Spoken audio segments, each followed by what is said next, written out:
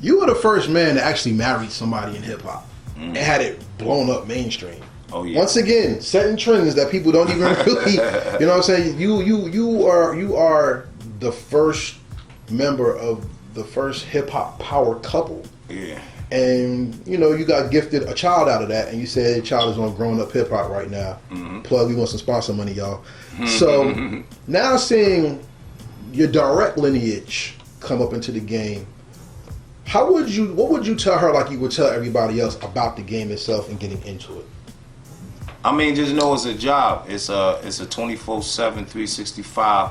There's gonna be a lot of family time and certain special days and first days of school and graduations maybe, especially if you got a tour that's lined up, which usually is like months and months and months in advance. Mm-hmm. So you can't keep certain dates just open unless you know what dates is. So it's just the traveling and doing that, and it ain't for everybody. Like everybody can't go out there and do 150 shows a year for decades and still be on them planes and taking them long trips and hitting the stage and knowing how to rest instead of party and get the job done and get out there and look good, sound good, and stay out there clicking them hills. True. And like I said, when hip hop grows up, the world takes notice. Mm-hmm. I just did an interview with Doc Diggler. And I told him the thing that made me want to interview him and learn more about him was he proposed to his woman on stage at the Lincoln Park Festival. And I said, that's hip hop right there. Mm-hmm. Because hip hop was never about just being your own man and that's it. You came into hip hop as a young man and you're still in hip hop as an elder statesman. How did fatherhood make you a better MC? Oh man, it gets you focused on the message that you coming out. That's what you want your kids and everybody else kids to grow up listening to. You feel what I'm saying? You could have all angles and different type of concepts of songs and stories.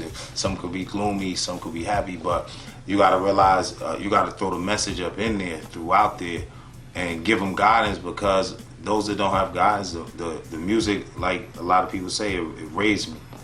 You know what I mean? Like I said, our legends raised us on hip hop, and we was listening to their stories, and that was guiding us. So just to do the same thing and change you in that sense. When as a man, when you are responsible for someone, you do get more focus in your eye and in your steps. As a man, when you're responsible for something, that's when you find purposeful admiration to go to the next level. What song that you made took you to your next level, you believe? I think like Ghetto Bastard. Okay. Because I had to fight the label. That was like the first fight like with the label I had to go through, because O.P.P was the first record. So they wanted another party record, like straight up. I'm like, hold on, we got room to release like 2 more singles off this album contract. This next one, do it totally different than O.P.P. And it's still a smash. And we're gonna make it a movie. You feel me? So, long as me, Vin, and Kate, we went in and Voltroned it and was like, all right, we gonna tell them that's it and that's it. We doing this. So the label was shitting bricks, and everybody was sitting there like, damn, they coming with this like a gangster, this. And then they seen the videos like, oh my God, they gonna ban it from, you know what I mean? So we had to change it from Ghetto Bastard, just because it bastard, it was like too out there to everything's gonna be all right. Yeah. So we switched. We gonna edit this bitch down. Oh, they gonna stop this, put that out, and then that record bong right on top of O.P.P. and was boom boom boom. And then we was doing, you see, I'm repping my Harlem Uptown, that Uptown anthem, boom boom boom boom boom boom. That came out the same time with Pac and the Juice soundtrack. So then we smacked them in the head with that. So then we had that out. So then we started to go to Feel Me Flow. And then, and then just started being like, oh yeah, y'all ain't gonna call us no one-hit wonders. First album, quadruple bang bangs on the head. Look at these plaques. Dun, dun, dun. That's what's up. And you know what's funny? That you put 2 songs together that I think took Naughty on our level, which was local, to the mainstream. The two songs that changed our lives was Everything's Gonna Be Alright and Craziest. Nice. The reason why, because it called Everything Gonna Be Alright. Come on, even Martin Lawrence said on Def Jam, you ain't never been to the ghetto, don't come to the, you know what I'm saying? And everybody around the world felt that. That's right. Because everywhere has a ghetto. Everywhere has a ghetto. And then when Craziest came out, I remember the first time I saw the video when the lights was flashing and people just crazy on all time. I was like, yo, what the fuck is this? And then that was in Stolen Car era, you know what I'm saying? But then the hook came on. Jersey niggas is the craziest, Kentucky niggas, North Carolina niggas. Everybody in the world was like, yo, what's going on in Jersey? I had people, my family from Alabama. Yo, cuz, what's going up there in Jersey? They shouting us out from up there. That's right. And then, that's when the crown came home. It was on. Give me your speech then. You're in the Hip Hop Hall of Fame. Oh, man. How do you categorize the Hall of Fame rather than the recognition of just being on? I never look for anything from the Grammy to the AMA. I don't look for it, and it don't. That's why when I'm there or I'm at an award show and somebody else I'm honestly happy for them, because I've been so blessed with everything I got and everything that's still coming, and keys to cities and all that. Like every year is still more accolades and honors and medal. So it's like I'm so blessed. It's like I can't be mad at nobody else, and I love to see other people come up. Like anybody could tell you, I'm in the hood. I'm in the hood. I'm making records with the homies. I'm doing some mini films, short films. I'm doing all types of stuff, videos and directing and showing them, cause that's the love. They ain't none of that a cost for nothing. You know what I mean? That's just keeping them focused and seeing that the culture is still there, man, and the shine in their eyes. That's what the hood need a hug. You feel me? And with the VMAs being in Jersey, bringing it to Jersey, and it was coming to Jersey. It was up in there, Queen Latifah. We had Wyclef Redman. We had Do It All, and Nephew Fetty Wap, and of course Naughty. Brought it to the hood, baby. That's right. And having the VMAs in Jersey, Brick City especially, and with the history of how North and East Orange is known for boredom and bringing your A game, from wearing down your sneakers and book bags to ciphers at the North Arcade, you know what I'm saying, to the bodega ciphers. Yo, man, you have made hip hop a lifestyle, a documented lifestyle, and a historic lesson that people will be talking about you for generations upon generations. Thank you. Who's gonna play Treach in the movie of his life besides Treach? Now, I always thought I'm gonna give first my son is gonna play my youngest son, he's gonna play like the early teen, pre-teen and stuff. But I was looking at A$AP Rocky. I think he got East Coast swag.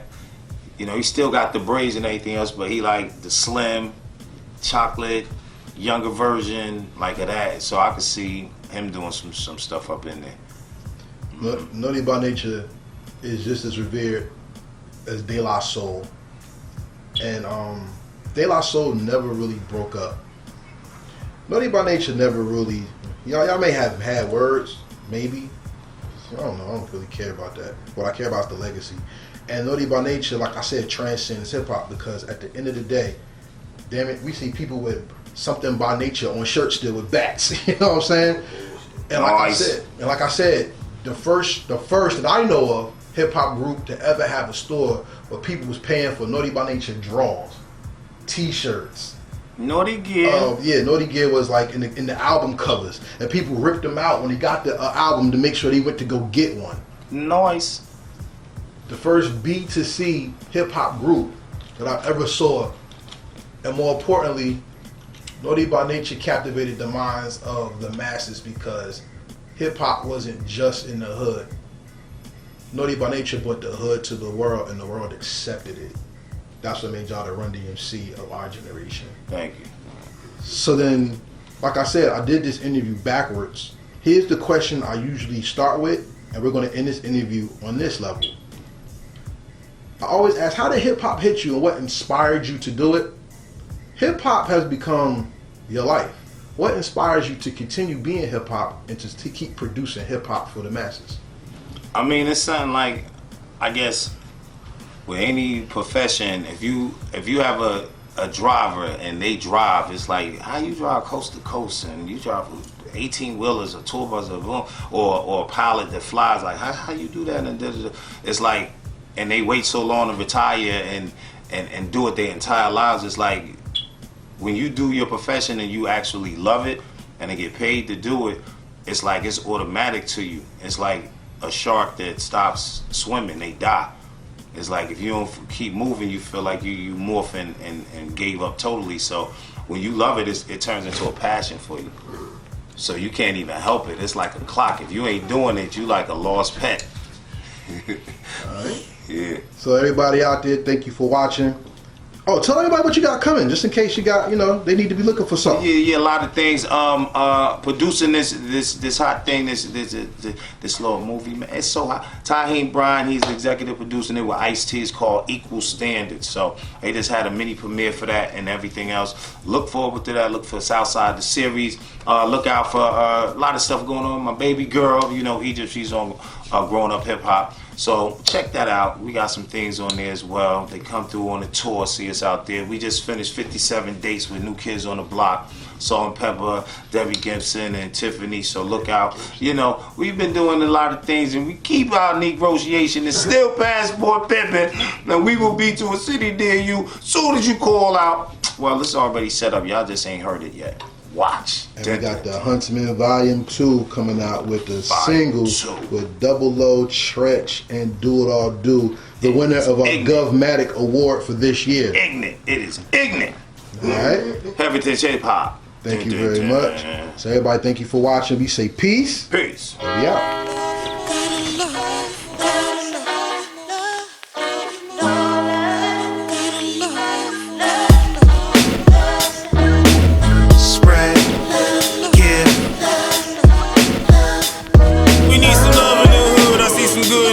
Pass all these guns and these drugs, I see the hood need a hug. Pull up your pants, it's on, tired of waiting on wrong. Couldn't wait for the clouds to clear, I learned to dance in the storm. Baby mamas and fathers, not together, so tripping. Can't see baby when he wanted, cause she said that'll get him.